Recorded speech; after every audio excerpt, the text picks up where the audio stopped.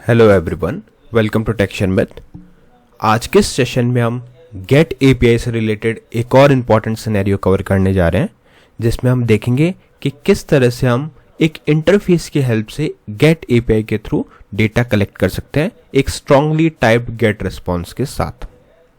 ठीक है, तो इसमें हम क्या करेंगे, जैसे लास्ट सेशन जिन्होंने देखा हुआ उन्हें पता होगा कि हमने एक डेटा कैप्चर किया था और एक नॉर्मल वेरिएबल में उसको स्टोर किया था, डेटा कॉलन एनी करके, राइट। बट अगर अब हमें एक स्पेसिफिक उसको फॉर्मेट बताना है कि किस फॉर्मेट में हमारा डेटा आ रहा है, स्ट्रांगली टाइप्ड रिस्पॉन्स चाहिए, तो उस सिचुएशन में हम कैसे गेट एपीआई का यूज करते हैं, ये सारी चीजें हम इस सेशन के अंदर डिस्कस करेंगे।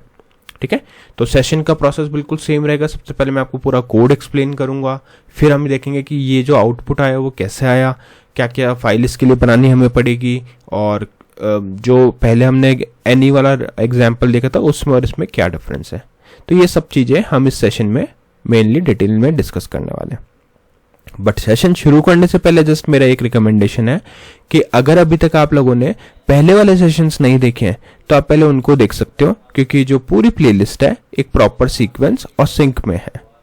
तो अगर आप उसको सीक्वेंशियली फॉलो करोगे तो और भी ज्यादा इजी रहेगा आप लोगों के लिए ऑनगोइंग टॉपिक को समझना और उसको इंप्लीमेंट करना, क्योंकि अभी हमारी main priority strongly type get response की, राइट।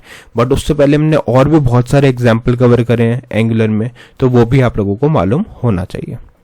ठीक है, और उसके लिए आप लोग क्या कर सकते हो, टेक्सचर में डिजिटल कोर्स बुक को रेफर कर सकते हो, जो फ्रीली अवेलेबल है आपके डिस्क्रिप्शन बॉक्स में। वहां पे आपको थाउजेंड्स ऑफ सेशंस मिल जाएंगे जो हिंदी और इंग्लिश दोनों लैंग्वेजेस में हैं। साथ में आपको एआई से रिलेटेड भी स्टफ मिलेगा। ठीक है, और अगर आपको वहां पे कोई भी क्वेश्चन आता है तो आप डायरेक्टली मुझे कमेंट सेक्शन में पूछ भी सकते हो। ठीक है, तो अब स्टार्ट करते हैं और देखते हैं ये सब कैसे आउटपुट हमने जनरेट किया। तो उसके लिए पहले मैं आपको कुछ मैंडेटरी फाइल्स बताऊंगा और फिर स्टेप बाय स्टेप हम देखेंगे कि क्या क्या हमने यहाँ पे क्रिएट किया। तो सबसे पहले आप लोगों को पता है कि हमें app.config.ts फाइल में जाके हमारा ये रजिस्टर करना पड़ता है प्रोवाइड HTTP क्लाइंट। और ये ऐसी फाइल है जो मैं आपको हर सेशन में बताने वाला हूँ, क्योंकि ये बहुत इंपॉर्टेंट है। अगर आप ये प्रोवाइड HTTP क्लाइंट वाली लाइन नहीं लिखोगे तो आपका जो एंगुलर है वो नहीं समझ पाएगा कि आप API कॉल करने वाले हो। ठीक है, तो ये तो हमारा मेन स्टेप हो गया कि हमें यहाँ पे इसको इंपोर्ट करना है प्रोवाइड HTTP क्लाइंट को।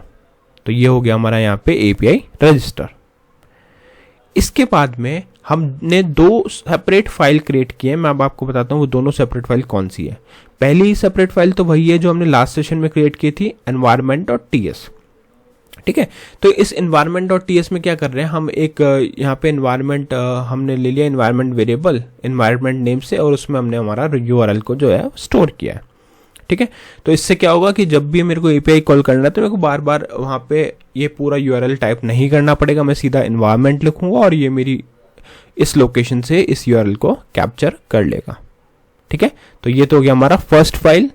एक चीज ध्यान रखना, ये जस्ट नॉर्मल एक टाइपस्क्रिप्ट फाइल है, कोई कंपोनेंट का पार्ट नहीं है। ठीक है, ये सेपरेट है, कंपोनेंट तो सारे यहाँ पे है, ये सेपरेट फाइल है। तो ये हो गई हमारी सेकंड फाइल। थर्ड फाइल इस एग्जांपल के लिए जो इंपॉर्टेंट है वो है यूजर्स फाइल। यहाँ पे हम क्या कर रहे हैं, बेसिकली एक इंटरफेस क्रिएट कर रहे हैं। तो आपको एक टाइपस्क्रिप्ट फाइल ऐड करनी है, नॉर्मल टाइपस्क्रिप्ट फाइल, और उस टाइपस्क्रिप्ट फाइल के अंदर आपको लिखना है एक्सपोर्ट इंटरफेस यूजर।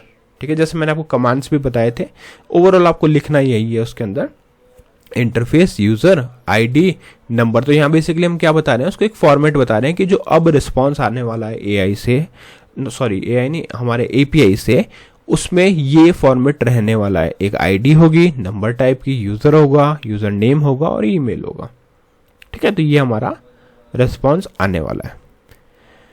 तो ये नई फाइल हमने इंट्रोड्यूस कर दी। अब क्वेश्चन आता है कि इस नई फाइल को हम कैसे यूज करेंगे। तो उसके लिए पहले आपको क्या करना पड़ेगा, आपका ऐप कंपोनेंट जो है उसको हमारे conf1 कंपोनेंट से कनेक्ट करना पड़ेगा। ठीक है, ये तो आपको पता है। और जिन्हें नहीं पता कि conf1 कंपोनेंट कैसे क्रिएट होता है तो मैं उनको एक बता देता हूँ। आपको सिंपली एक कमांड रन करनी पड़ेगी, ng angular g generate c component और conf1। तो जैसे ही आप ये कमांड पे एंटर हिट करोगे तो आपका कंपोनेंट जो है वो क्रिएट कर देगा। और उस कंपोनेंट में ये हमारा कंपोनेंट है, इसमें क्या क्या फाइल क्रिएट हुई, CSS, HTML, spec.ts और component.ts। अब जो भी हमारा एपीआई रिलेटेड लॉजिक है ना वो हम इसी में स्टोर करेंगे। क्यों? क्योंकि मेन जो एप्लीकेशन है उसमें हम फालतू चीज़ें ऐड नहीं करते, राइट, अदरवाइज वो बहुत हैवी हो जाएगा। तो यहाँ पे हमने सेपरेट एक कंपोनेंट बना लिया, इसमें सब कुछ लिखा हुआ है, बट इस लिखे हुए को यूज़ करने के लिए इसको कनेक्ट करना पड़ेगा, करेक्ट। तो उसके लिए हमें बस एक सिलेक्टर नेम यहाँ से देखना रहता है। तो आपको यहाँ पे मिल जाएगा सिलेक्टर नेम, देखो ऐप comp1, ठीक है। तो बस इसको देख के और आप क्या चले जाओगे, यहाँ पे चले जाओगे app.component.ts फाइल के अंदर, और इस component.ts फाइल के अंदर हम सबसे पहले comp1 को इंपोर्ट करेंगे। यहाँ पे उसको ऐड कर दिया इंपोर्ट में, मतलब ये इंपोर्ट हो गया, और उसके बाद में सीधा हम हमारे app.component.html फाइल पे जाके इसको अटैच कर देंगे, ठीक है। तो app.component.html है, यहाँ पे हमने पहले एक मेन हेडिंग डाली एंगुलर कोर्स बाय टेक्सचर में, दूसरी हेडिंग डाली strongly typed get response using interfaces, और उसके बाद में app.comp1 हमने यहाँ पे अटैच कर दिया। तो ये क्या करेगा, जो भी हमारा कंपोनेंट 1 में प्रोसेस हो रहा है वो यहाँ पे इसको पॉपुलेट कर देगा, ठीक है। यहाँ तक कोई प्रॉब्लम? क्या क्या किया हमने, app.config.ts फाइल में पहले मैंडेटरी स्टेप कंप्लीट किया जिससे कि हमारा HTTP क्लाइंट रजिस्टर हुआ। उसके बाद में हमने 2 फाइल बनाई, एक में हमारा URL स्टोर कर दिया जिसका नाम था एनवायरनमेंट, दूसरी फाइल हमने बनाई यूजर नेम से जिसके अंदर हमने हमारा पूरा इंटरफेस एक्सप्लेन कर दिया कि क्या रेस्पॉन्स हम एक्सपेक्ट कर रहे हैं उस API से, ठीक है। और ये मैं क्या टेस्ट API यूज़ कर रहा हूँ, तो मेरे को पता है कि इसमें ये आता है इसलिए मैंने यहाँ पर डाल दिया। अगर आप कोई और API यूज़ कर रहे हैं तो उसके अकॉर्डिंग उसका इंटरफेस डिफाइन करोगे। फिर हमने ऐप कंपोनेंट को हमारे comp1 कंपोनेंट से कनेक्ट कर दिया। अब बस हमारा मेन टारगेट है कि comp1 में क्या हो रहा है वो समझना। तो उसके लिए हम चले जाएंगे comp1 component.ts फाइल में। अब यहाँ आपको मैं चेंजेस दिखाता हूँ कि क्या हमने चेंजेस मेनली करे, ठीक है। यहाँ पे आपको दिख रहा होगा काफ़ी सारी चीज़ें इंपोर्ट हुई हुई हैं ऊपर, तो ये इंपोर्ट स्टेप बाय स्टेप पता चल जाएगा आपको कि क्या क्या कैसे कैसे इंपोर्ट हमने किया।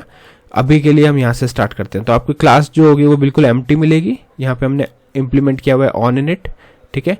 इसको बाद में देखते हैं। अब देखो यहाँ पे पहले हम क्या यूज़ करते थे, डेटा कॉलन एनी, याद है आपको, ये लास्ट सेशन में हमने देखा था डेटा कॉलन एनी। इसका मतलब क्या हुआ कि हम जो डेटा है वो कुछ भी डेटा एक्सपेक्ट कर रहे हैं, कुछ भी टाइप हो सकता है उसका, बट उससे कई बार प्रॉब्लम्स क्रिएट हो जाती हैं, ठीक है। तो अब हमें क्या चाहिए, स्ट्रांगली टाइप्ड रिस्पॉन्स चाहिए। तो उसके लिए हमने यहाँ पे क्लियरली लिखा data colon user array equal array, मतलब यहाँ पे हम एक एरे ऑफ ऑब्जेक्ट एक्सपेक्ट कर रहे हैं हमारे डेटा के लिए, ठीक है। तो जो भी रिस्पॉन्स आएगा वो यहाँ पे स्टोर हमें करना है। तो ये लाइन अब हमारी कंप्लीटली चेंज हो गई लास्ट सेशन के कंपैरिजन में। फिर हमने एक कंस्ट्रक्टर बनाया, कंस्ट्रक्टर में प्राइवेट HTTP क्लाइंट लिखा जिसे हम HTTP से एक्सेस करेंगे, और ng-onInit मेथड आप सबको पता है कि वो मेथड है जो ऑटोमेटिकली एग्जीक्यूट होता है। ऑल्दो इसमें और भी बहुत सारी चीज़ें होती हैं जो हमने डिटेल में एक सेशन में कवर किया हुआ है, तो आप लोग डायरेक्टली वहाँ से उस सेशन को भी रेफर कर सकते हो, ठीक है।